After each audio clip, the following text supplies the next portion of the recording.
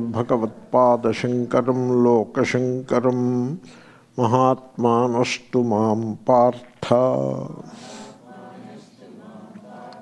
Daivim Prakrutimashritaha Bhajantyananya Manasaha Jnatva Bhutadimavyayam. Hey Partha, that is the address.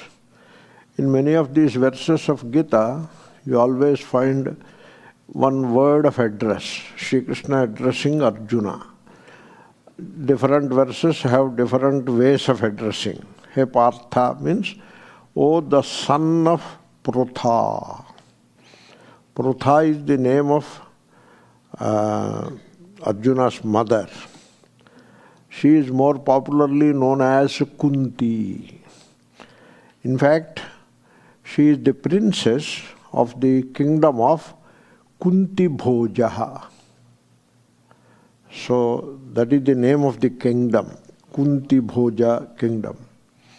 And so she is the princess of that kingdom. That's why she is known as Kunti. But otherwise, her original name is Prutha. And it's a Vedic name. The word Pruthivi also came from the same root. That is Prutha. Means the one who has a tremendous endurance.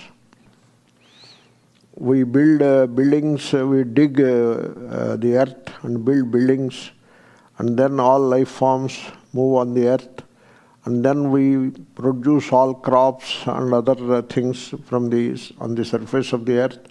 All of this is upheld by the Pruthivi. So, Pruthu means upholding. Because the Pruthivi upholds all of this, it is called Pruthivi. That is the meaning of the word Pruthu. And so it's a good name. The very embodiment of endurance. That is the meaning that comes out from the word Pruthivi. The same meaning comes from the word Prutha also. These are all Vedic names, you know. So they are all derived from the nature around. You look at Pruthivi, so then take the name Prutha from the same word. That is how she is given the name Prutha, a Vedic name, and her son is Arjuna. So Partha. The address becomes He Partha. So, O son of Prutha. In those days, it was not as patriarchal as it became later. Mother was given more importance than the father. That's why we always say Arjuna, the son of Kunti. So Kaunteya, son of Prutha, her name, Partha. Occasionally you hear He Pandava also, the son of Pandu. But more often than not, so the person is addressed as the son of his mother. That is interesting. So here in present day, in India, if you apply for something, the name, father's name, it will be. But if you go to Ramayana or Mahabharata, the epics, the name, mother's name, not father's name. Rarely father's name. Even Rama, he is called Kausalya Supraja Rama. Hey Rama, your mother Kausalya, she has given birth to a great man like you. That is how, not Dasharatha. Dasharatha Suprajaha Rama nahi. Kausalya Supraja Rama. Kausalya Tanaya. Kausalya Nandana. Occasionally Dasharatha Nandana also. Okay? So that is the importance given to the mother in the Vedic times. That's why Matru Devo Bhava first. Then only Pitru Devo Bhava. That is the Vedic culture. The same thing is reflected, at least to some extent, in Mahabharata, to a large extent in Ramayana, and to some extent in Mahabharata. So these are some of the ideas that come to the mind when we look at the address, He Partha. Also it indicates, Hey Arjuna, you should have patience. So patience and endurance you are supposed to have. Your mother had so much endurance, you should not lag behind in that quality, He Partha. That is also an important suggestion that comes from the address. Generally we look at these addresses as significant. It is not some silly address like, oh Venkarna, oh Subbanna. It is not like that. Because here Arjuna, you and me are the Arjuna. And Bhagavan in the heart is speaking to us. Shri Bhagavan Vacha. That is the way you have to look at it. You should not look at it as a historic document. It is the Vedantic text, one of the three prasthanas. It is not about history. It is about one's own self. And therefore, the address also has to be carefully understood. He Partha. Then, so you need a lot of patience and endurance to understand the truth of the self. The truth of the self is same as the reality of the world. They are one and the same. What you call the reality of the world is same as the truth of oneself. This is what is called Aham Brahmasmi. Aham is the truth of myself. Brahma is the reality of the universe. That is one and the same. That is the Adhyatma Vidya. And therefore, in this context, we don't look at it as some gentleman called Arjuna being addressed by Lord Krishna incarnation and all that. That is not how we look at it. Okay? So, anyway, these are some of the ideas that come to the mind when we look at the address Partha. So, what you need is not time. For realization of the self, it is not time. It is not time-bound effort. It is neither effort nor time-bound. So, it is na karmana. It is not the product of effort or outcome of effort, and it is not time-bound. The reality is timeless. Therefore, what people need is not time. It is not like 10 plus 2 plus 3 kind of time-bound process. Like if you join the university and spend 4 semesters or 6 semesters, they give you a degree. You come out successfully with a degree. Vedanta is not like that. It is not about time or course or camp or retreat or whatever. No time at all. It is the timeless reality. And therefore, you should not approach it with this time buddhi, kala buddhi we say. Kala buddhi, desha buddhi. As long as you approach the vision, approach the Atma or approach the God, one and the same. As long as you approach with the kala buddhi, means you firmly put yourself in the flow of time and try to understand the truth in terms of the flow of time, you will never know it. Then the shape or space, same way. Shape is a space, conditioned space is called shape. So you want to put, you want to keep the shape buddhi, namarupa buddhi we call, a name that goes with a form, that you fix in the mind. And now you approach the truth. You will not get the truth. Okay? It is like you sit in a room and there is a small window, and through the window you look at the world. And you get some idea of the world. That is not the world. You get a very truncated idea of the world and assume that that is the world. No, that is not the world. Similarly, as long as you look at the reality through the prism of space, that is a shape, and a time, that is a process, and then an object, desha, kala, vastu, an object. So this is the prism. So through that prism consisting of so space, time, and the object, through that prism you want to look at the real. You can look at the world through that prism. That is what we do on a daily basis. But if you look at the reality through the same prism, what you see is not the real. It is not the real. So you have to rise above space-time buddhi, desha buddhi, kala buddhi, and vastu buddhi. You have to rise above. Why I am saying all that? Because here we have a statement, jnatva bhutadim avyayam. So you have to realize the origin of bhuta, which is changeless. Avyayam is changeless. So that expression is before you. So we have to examine that expression. But before we come to that expression, there is a tu above. Mahatmanastu. Tu means on the other hand. So what is this on the other hand? There must have been some hand earlier, and now we come to the other hand, right? So the earlier verse, if you remember, so the earlier verse talked about Rajo Guna and Tamo Guna. Your attitude and your movement, if it is in Rajo Guna and Tamo Guna, you are a samsari, you will not be able to understand the truth. That is what was said earlier verse. What is Tamo Guna and Rajo Guna? You identify with the body and take yourself to be a body-identified person, and then you look at yourself as a doer, Rajoguna. So aham karta, that is how you look at yourself.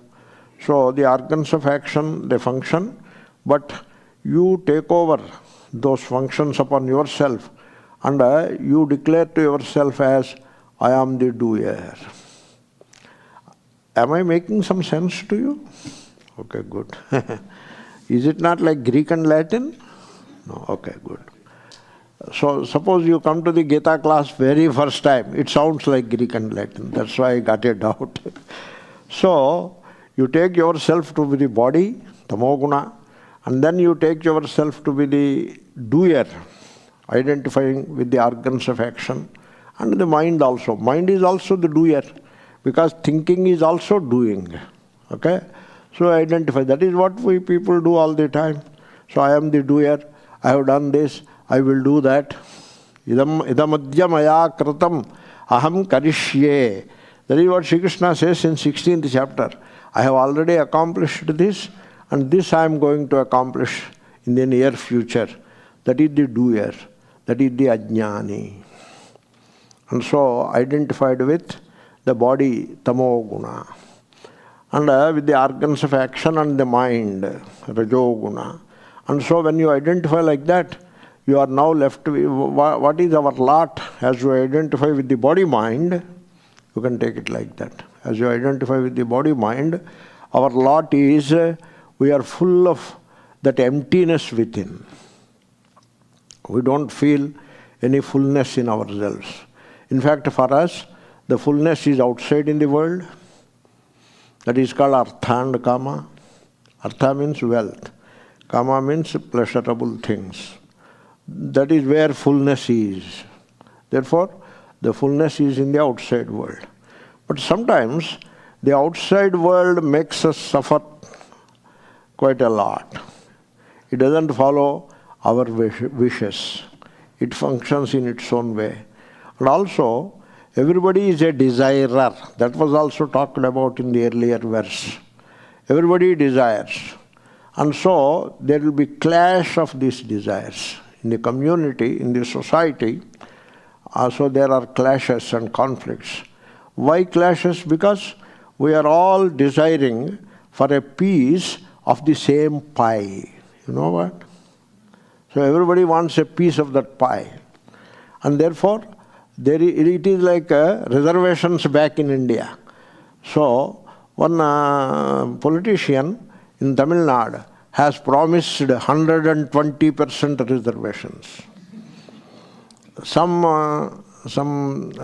press person said, no, you cannot give 120%. That is not possible. Then he said, why not possible? We will change the constitution and give 120% reservations. Then, no, Supreme Court also we will change. But I am promising you, I will give 120% reservations. So this is how the mind works, So everybody wants a piece of that pie. Therefore, there is conflict at the social level. Everybody is a desirer. That's why there is a conflict. Same thing happens in the family also. Why brothers fight? Sometimes the sisters to join the game. So brothers and sisters, why do they fight? Because they desire a piece of whatever is available. So this is how the people of Rajas and Tamas, they live. Sri Krishna has some of the harshest words to describe this situation. So moghashaha, mogha karmanaha. I used to say this all the time. The desires entertained by people are utterly meaningless, and the actions that those desires engender are equally meaningless. Mogha vyartha. Asha is desire. Desires are meaningless, and the actions that people undertake to fulfill those desires are very much meaningless. So these are the Rajas Tamas people. Two, on the other hand. That is the meaning of two. In Gita, this two is a big thing. One can undertake a research project about two in the Gita, like that. Really. So this is the two. So if Rajas and Tamas is not the way, then what is the way? Sattva is the way. That is the Daivim Prakruti Mashritaha. So you have to follow the path of Sattva. You have to move away from Rajas and Tamas into Sattva. So what is Sattva? Jnatva, understanding. Earlier, it is desiring and doing. Moghashaha, mogha karmanaha. Desiring and doing. Okay? Whereas now, desiring is over, dismissed. Doing is also dismissed. Now we come to knowing. Okay? So move away from the combination of Rajas and Tamas into Sattva. That is the two. Okay? So how to do that? So shift the focus of attention from doing to knowing. Jnatva. Two connects to Jnatva. So the rest of the sentence will follow only after the half verb is completed. First you have to know, understand. Jnatva, understand. Here I have a commentary who says, so here the Jnatva is not Shastrartha Pandityam. That is what he says.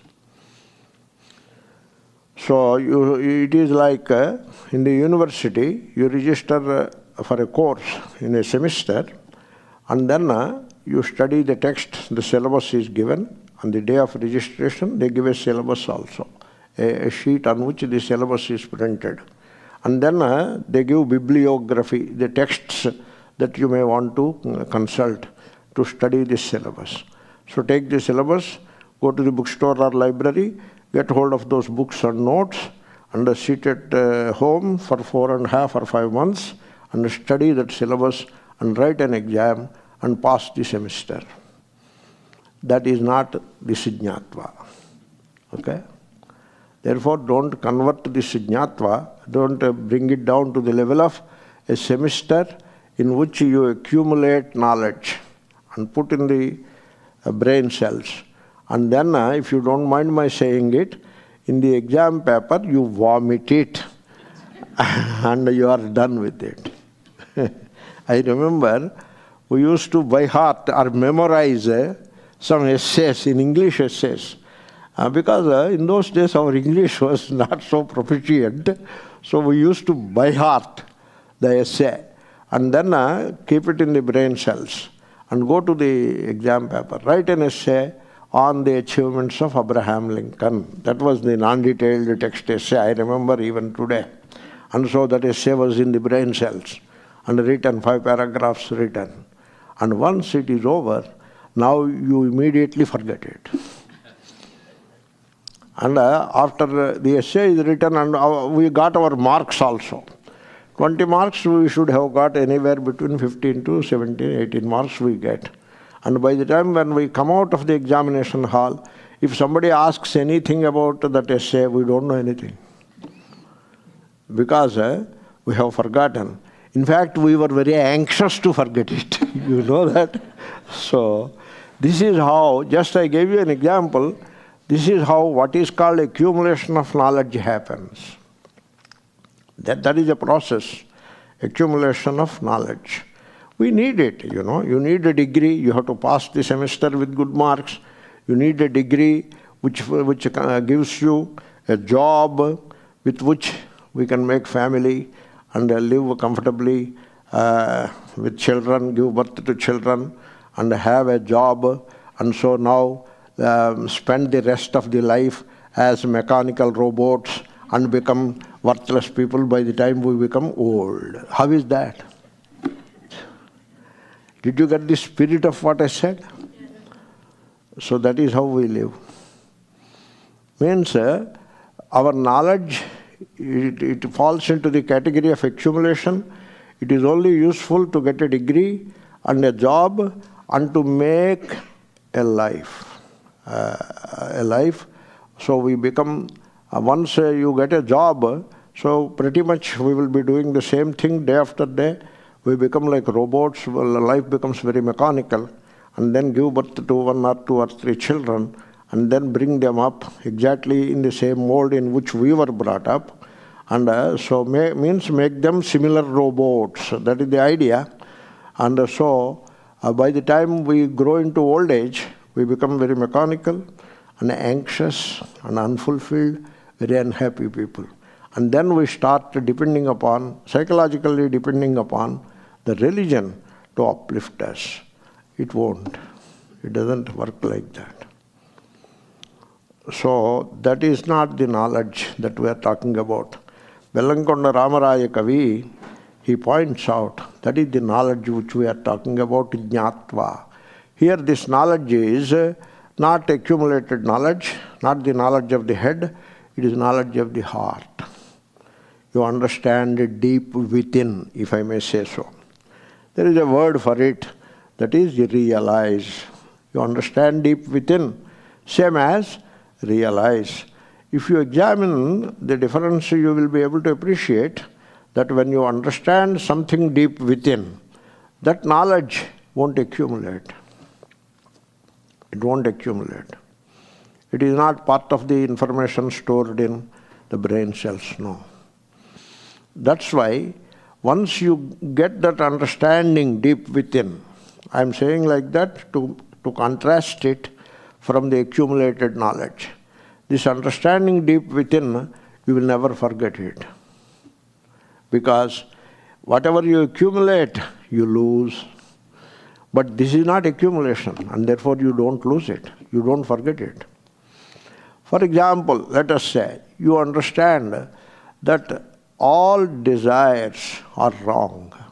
That was the earlier verse, really speaking. Because the desire establishes you as someone deficient within, and if that deficiency that you experience within can be fulfilled by acquiring a thing or two of the world, and that outer thing will make you happy. This is the dynamics of desire. And 3 steps I said, all the 3 steps are false. You are not deficient within, and the outer thing cannot make you happy, because need not make you happy, cannot make you happy. Because you are the very happiness itself. Like the sugar is the sweetness. And therefore, any desire is based on ignorance of one's own self. So, suppose you understand that. Suppose you understand the dynamic of desire. It's a big topic, but let us say you understand, you must have heard also earlier. Suppose you understand that desiring, another name for wanting, meaning nursing a sense of unsatisfactoriness in oneself, and assuming that outward things will make you happy, all of this is ajnana. It is a very bad way of understanding life. and it will hurt you. And suppose you realize that, you understand that, then you become free from desires. You become desireless. There is nothing you desire. Things happen normally. You respond to outward stimuli. Whatever is happening outside, you respond to it. The natural thing happens naturally, and you do not feel any emptiness within, and you are not looking out to grab or gather or whatever. You reach a state of fulfillment and a state of freedom. That is the freedom. And that freedom is not accumulated knowledge. It is yourself. Can you forget yourself? You cannot. Even to forget yourself, you must be there. You cannot. So you cannot forget yourself. Similarly, you cannot forget or lose that wisdom that you have acquired. It is the wisdom in contrast to knowledge of the head. That wisdom. So once you gain it, you don't lose it. It is not something you have accumulated. It is something which you have discovered in yourself. So you don't lose it. Because you don't lose yourself. That is the jnatva. That much importance for jnatva. So, okay, good. What is it that we have to know? Bhutadim. That is what you have to know. You see, I told you, you accumulate some knowledge and get a degree. That route I have described. That route leaves us as mechanical, robotic people, unhappy and anxious people. That is how we are left. By the time life is flowing into the latter half, that is how we end up. Whereas you have to change that situation. You have to look for learning the truth about the world around. The world around you see. What is that you see? It is like you go to a jeweler's shop, look at all kinds of jewelry there, but even while looking at the jewelry of different names and forms, you try to understand what is the base or what is the foundation of this world of jewelry. We call it prapancha. Abharana prapancham. Did you hear that word any time? Did you hear another word? Vastra prapancham. We have like that. There is a shop in Hyderabad. It is Vaibhav. That is the name of the shop. And in brackets, Vastra prapancham. Okay. So similarly, another shop of a jewelry shop, Abharana prapancha. So you go to the shop and you are overwhelmed by the names and forms without understanding the base, the stuff, real stuff of all these ornaments, the stuff of all these apparel. That is ignorance, you know. A very similar situation prevails with reference to this world. This world is what? Bhuta. That is the world. Bhuta. What is Bhuta? Bhavatiti Bhutam. So all life forms. That is one meaning. One meaning is all life forms. So it is like you are in a jeweler's shop, all ornaments. They have one origin. Origin is one. Always origin is one. So, for example, there are so many rivers in the world, in the country and in the world. But all the rivers have only one origin, that is the clouds. Rain is the origin. All the ornaments have only one origin, that is gold. All the apparel have only one origin, that is the cotton. All the life forms.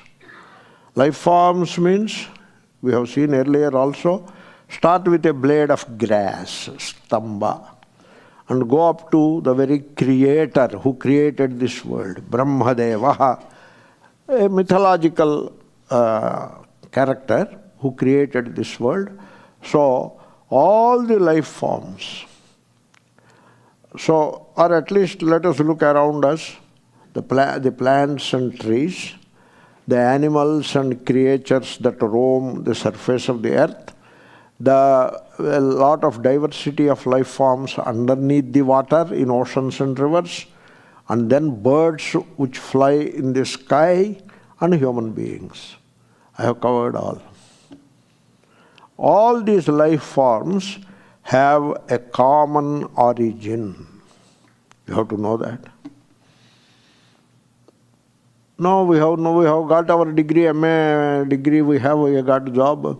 Then I told you what happens. Okay? So that is called a person in bondage. Now you want to come out of that bondage, you need not struggle, you need not start a campaign or some such thing.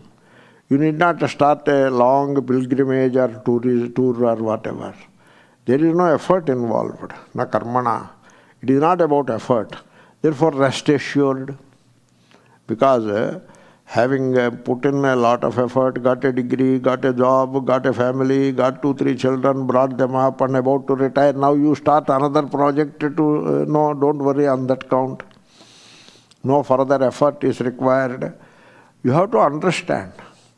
That should not be a problem. Because you have the entire life's experience behind you to support. That teaches many lessons. And then Shastra is before you. It is drawing your attention towards the truth. So that means what? Are we living in untruth till now? Yeah. That is our life is. We are living in the names and forms, taking them as real. What can be more untruth than that? Therefore, it is time to look at higher things. Now, is it a philosophy class? Of course it is a philosophy class. But then, though it is termed philosophy, but it is very simple also. It is very simple that applies to our lives now and here. Of course it is philosophy, but at the same time it is very simple. Instead of taking the multiple names and forms that we see or that we cognize all around us as real, we have to learn to look at the very origin of all these life forms. What is the origin? So you have to understand the origin. So you should start a search for something real. The names and forms with which we live, they are not real. Okay? So you have to search for something real. Suppose you turn to science. True, science tells us a lot about matter. It tells us a lot about matter. Matter, how many elements are there? So much science is there. Physics, chemistry, biology, so much is there. All about matter. Okay? And then medicine. Then, in fact, medicine is called molecular medicine because the medicine is approached as the study of matter.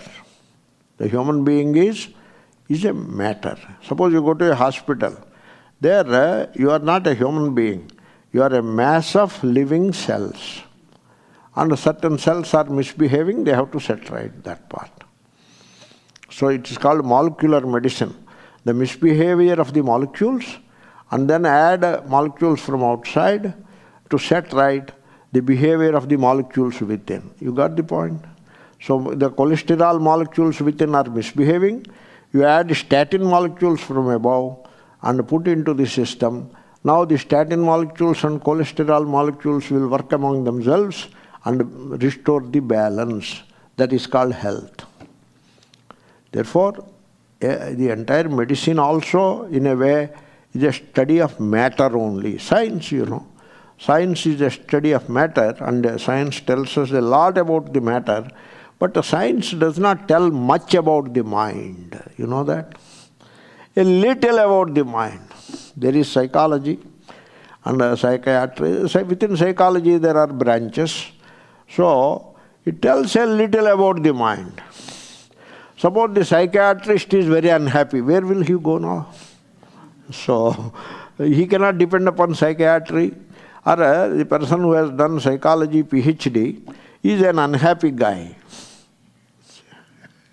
He very unhappy. Now what should he do?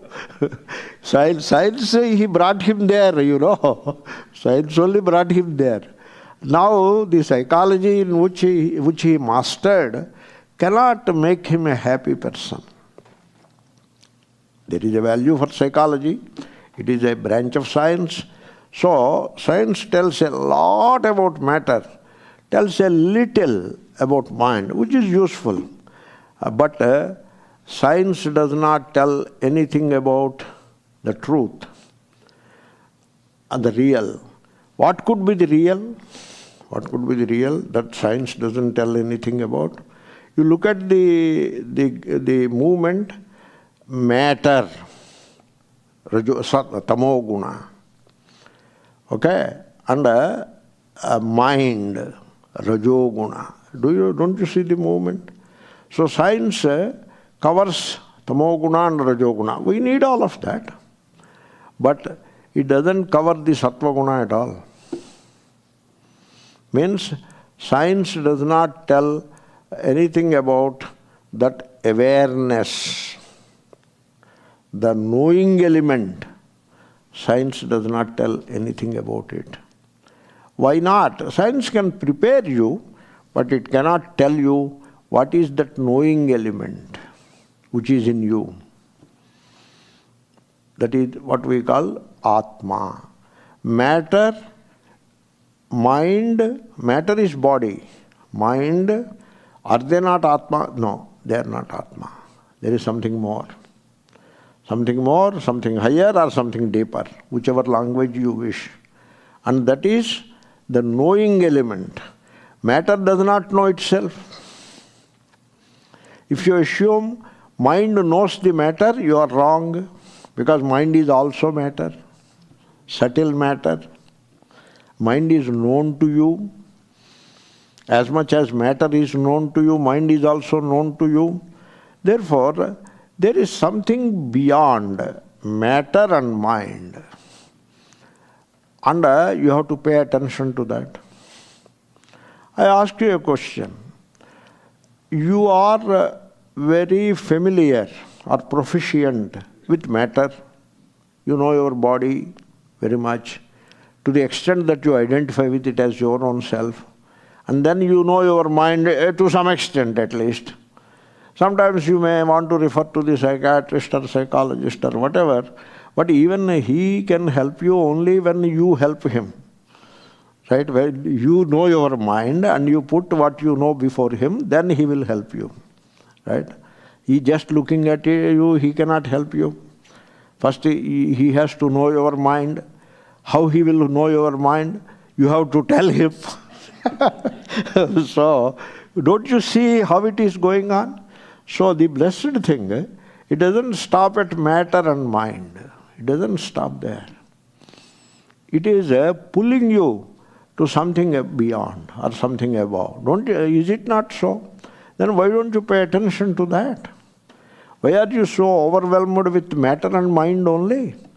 Why do you take yourself to be the body-mind or matter-mind?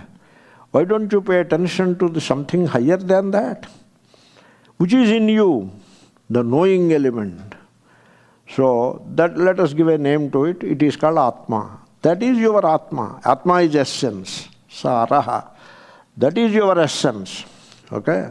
Suppose you take a toy, which is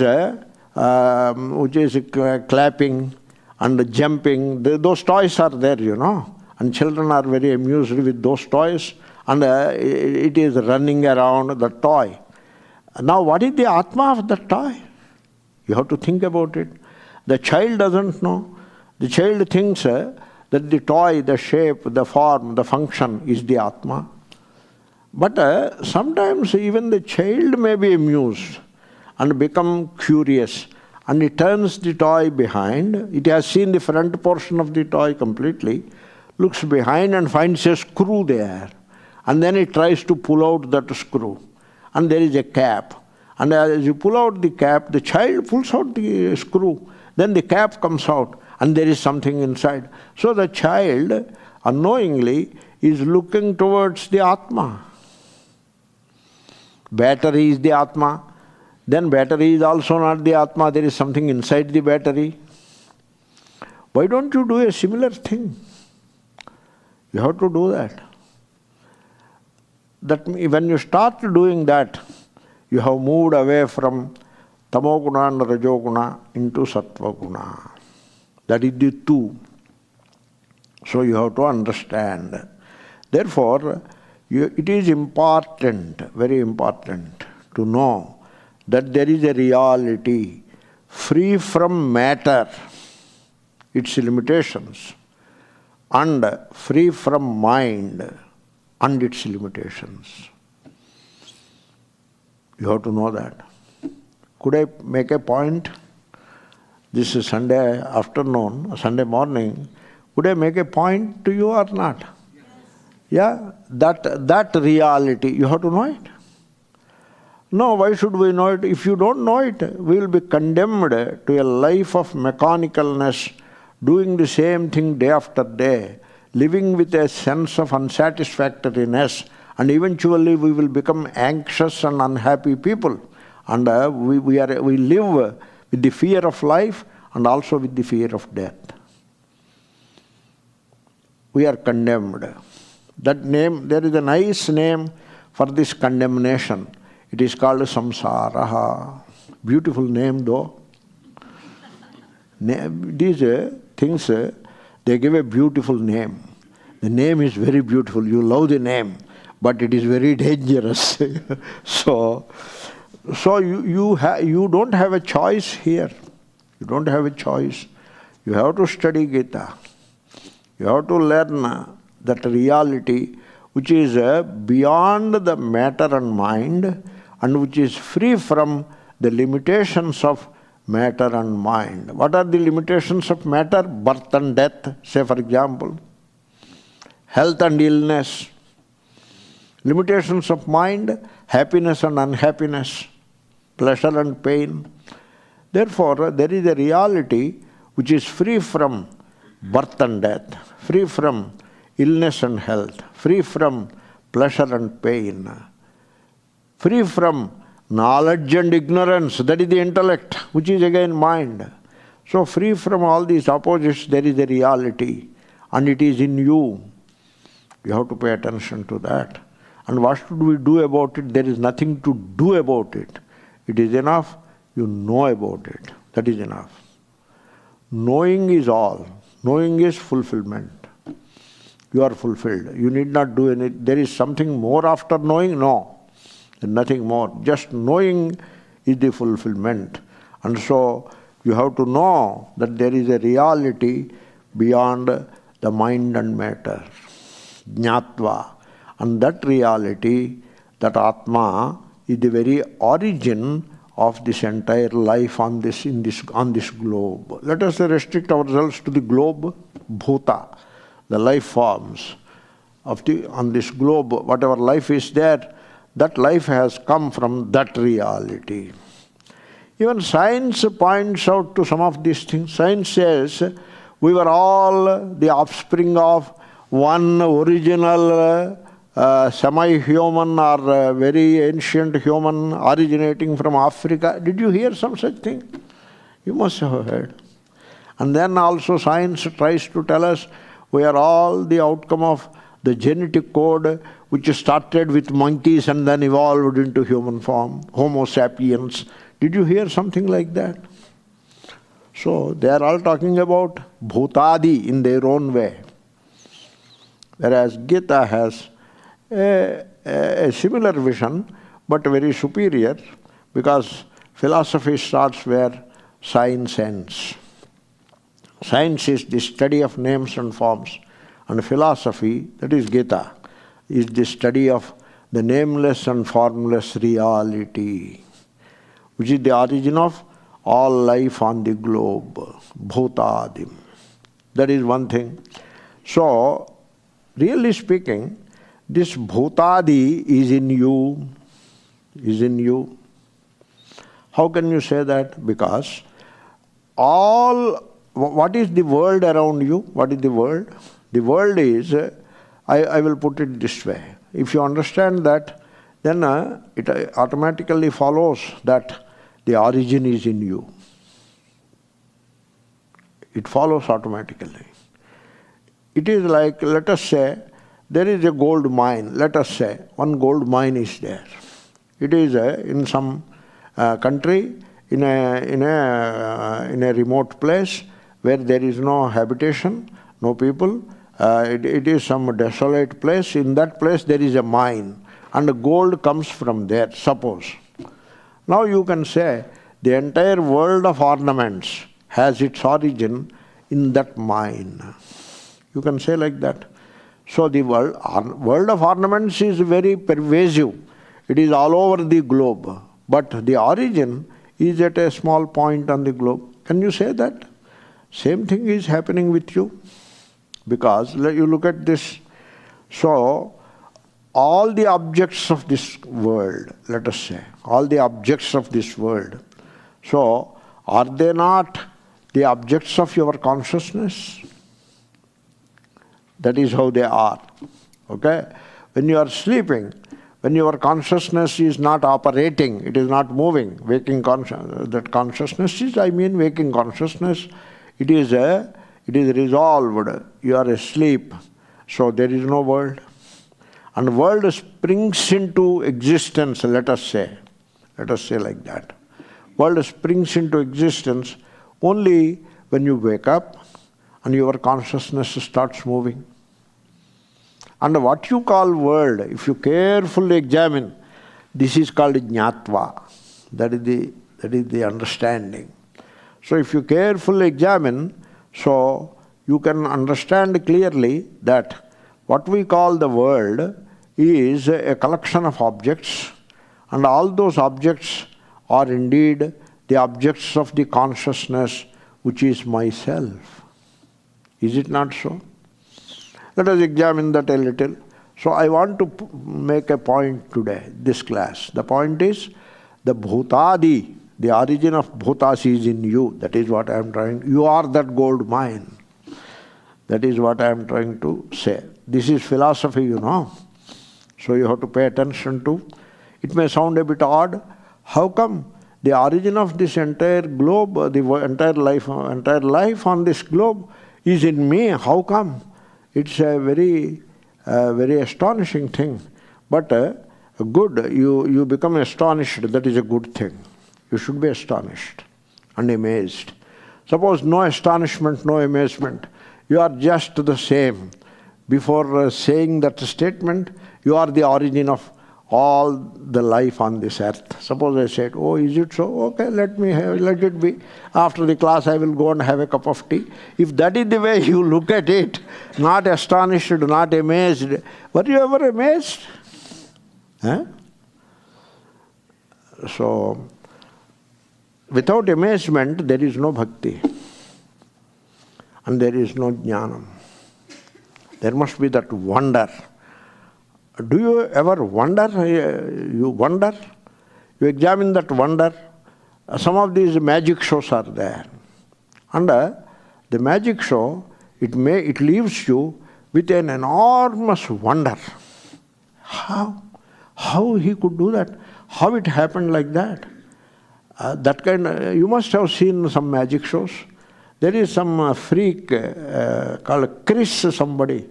He presents some magic, like back in India, Jadoo Sarkar. He presents a magic and it leaves an entire audience with wonder. Yeah, kya ho gaya? What is that? That wonder has a quality, and that what it will do is, it will erase the small self.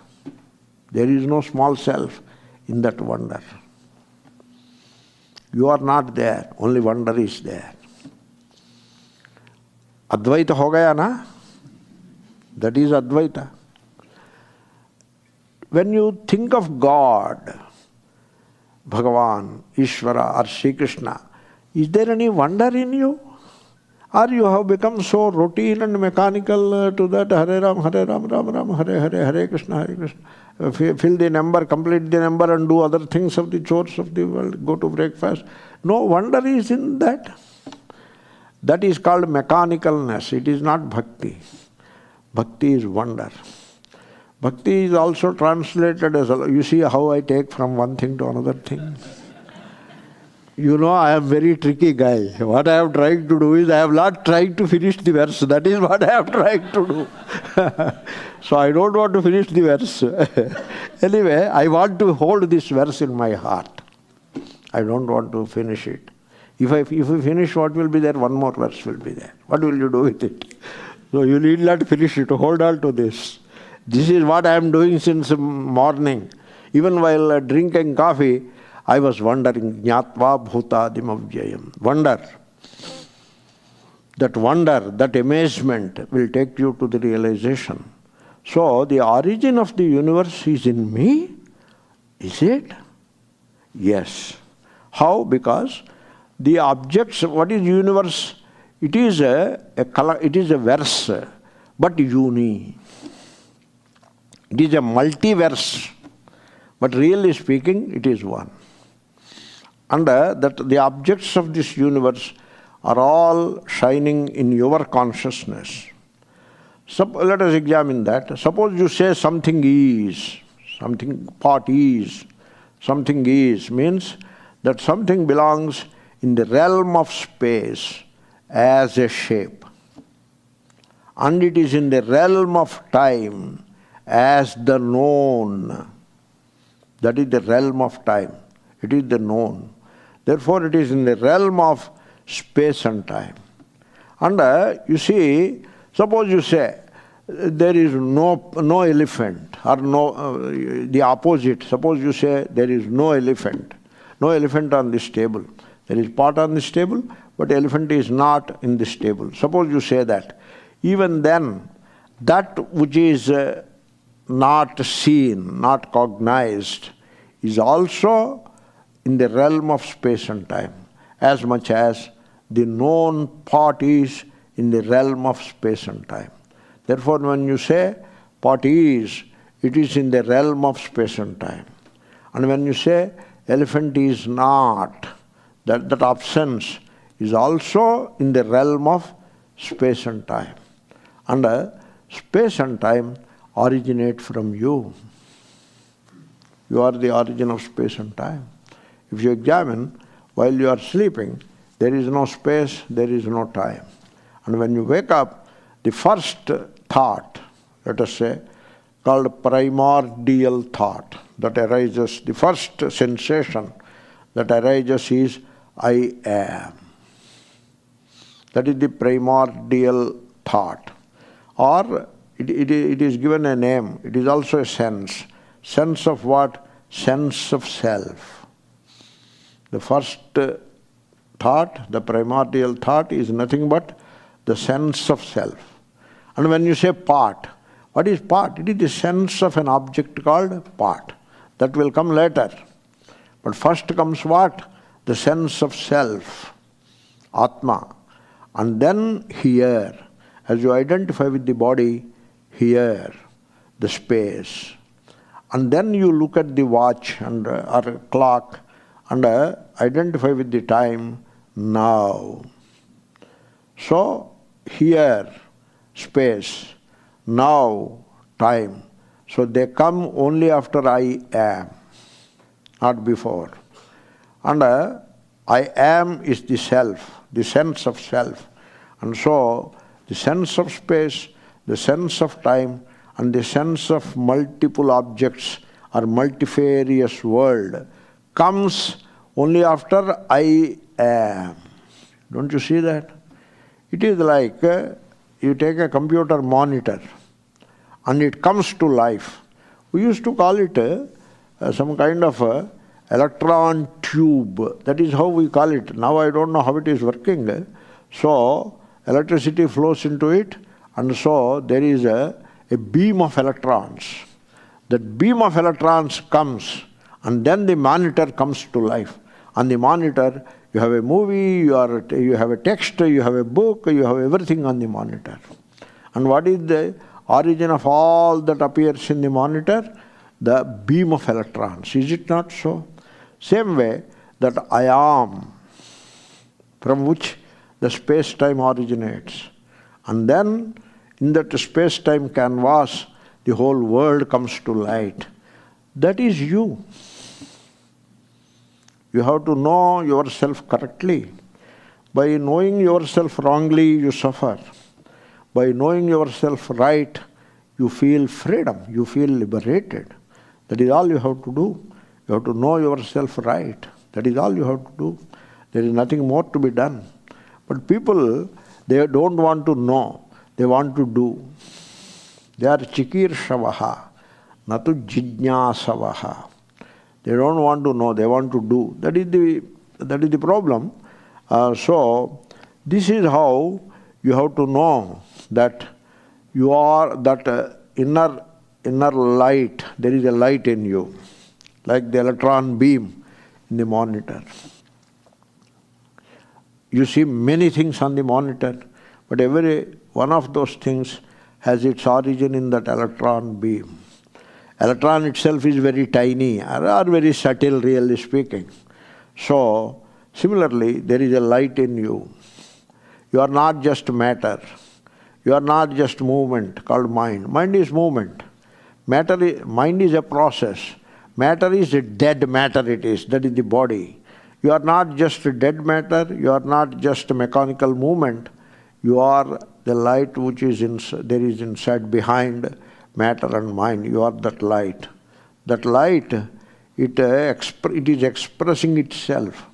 It is pulsating, if you care, if you understand.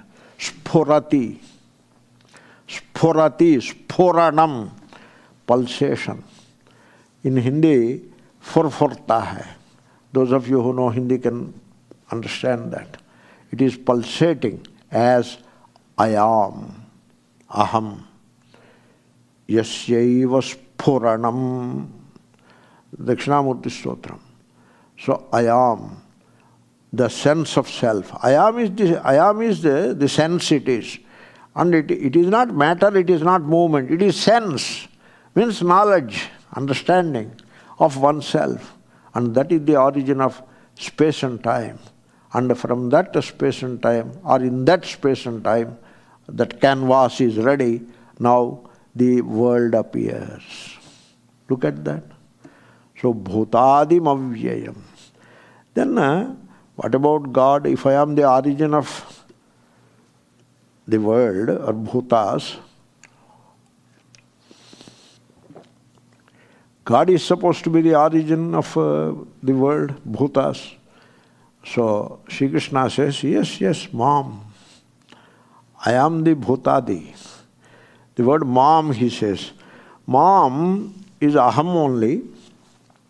Aham only, as subject is aham, as object is mom. First case, aham. Second case, mom. Okay? The part is first case. I know the part is second case. Is it not so? So similarly, mom is the second case. What is the first case? Aham. That means Sri Krishna, whatever Sri Krishna is, it is the same inner light. That is the mom. There is a general rule in Gita. The rule is, whatever form of aham occurs in Gita, that means the Paramatma, not the Krishna, the son of Devaki and Vasudeva. That is the rule. Because here it is not Sri Krishna Uvacha, it is Sri Bhagavan Uvacha. We'll come back. You have 30 minutes time for having a cup of tea. Om Purnamada Purnamidam.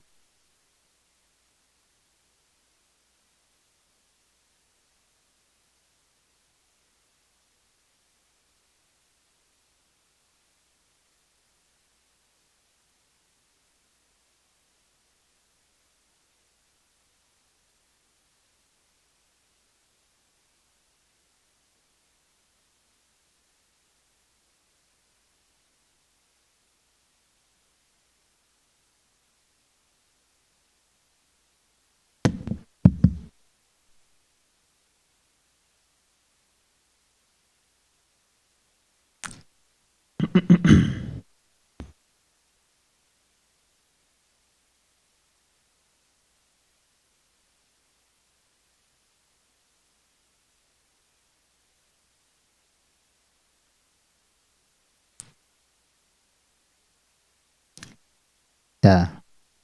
Namaste. Give me a couple of minutes, a few announcements. We don't want to do it at the second class because Swamiji has to go back. So, Swamiji will be, Tattvavidananda will be leaving for Arizona today after lunch, and Swamiji will be conducting a month course in Arizona. After that, Swamiji will leave for India. And as planned, next year, whatever plans are there, we will let you know. No, but plans are there. So, then second, Swami Sachidanandji will be coming from India on 7th of November, and is expected to stay here for 11 weeks to join Swami Muktatmanji for teachings on Thanksgiving retreat and December retreat. In between, Swami Sachidanandji will be covering some outreach programs. To begin with, on November 9th, he is going to Philadelphia. If you, all of you are on email, you'll be getting the details of it. The next class, that is on November 17th, I think, that will be conducted by Swami Muktatmandaji. So we will have the class in our temple. So please come and attend. So Gita will continue wherever Swamiji has left. And after that, we'll have Thanksgiving retreat. Then December retreat. These are the few retreats coming up. So we wish Swami Tattvavidananda Shubha Yatra to Arizona, further India. Namaste.